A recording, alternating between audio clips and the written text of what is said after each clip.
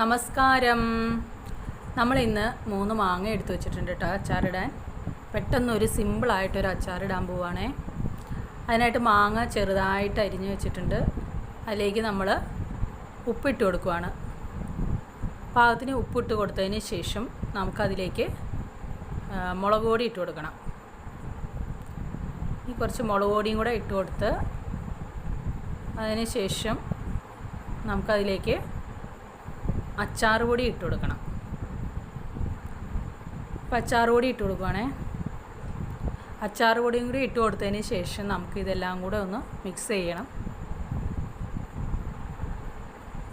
അപ്പം എല്ലാം കൂടി ഒന്ന് മിക്സ് ചെയ്തെടുത്തിട്ട് നമുക്കതിലേക്ക് അരിഞ്ഞു വെച്ചേക്കുന്ന പച്ചമുളക് ഇട്ട് കൊടുക്കണം.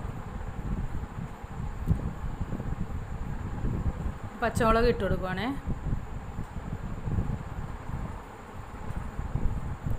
പച്ചമുളക് ഇട്ടതിൻ്റെ കൂടെ തന്നെ നമുക്ക് കുറച്ച് കറിവേപ്പിലയും കൂടെ ഇട്ട് കൊടുക്കാം അതിനകത്തോട്ട്. അതിലേക്ക് ആ കറിവേപ്പിലയും കൂടി ഇട്ട് കൊടുക്കുകയാണേ. ഇനി നമുക്കതെല്ലാം കൂടെ ഒന്ന് യോജിപ്പിച്ചെടുക്കാം.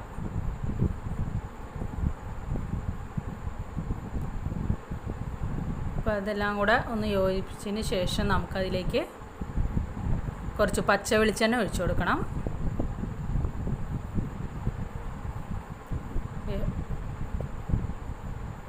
പച്ച വെളിച്ചെണ്ണ ഒഴിച്ച് ഒന്ന് ഇളക്കി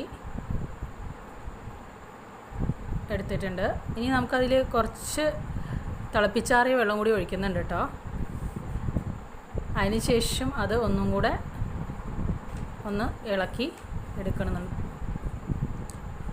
അപ്പോൾ നമ്മുടെ അച്ചാർ റെഡിയായിട്ടുണ്ട്. എല്ലാം കൂടെ ഒന്ന് യോജിപ്പിച്ചെടുത്തിട്ടുണ്ട്.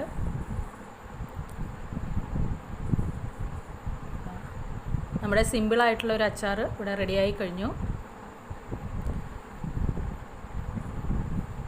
ഇനി നമുക്കിതൊരു കുപ്പിയിലേക്ക് ഇട്ട് വയ്ക്കാം.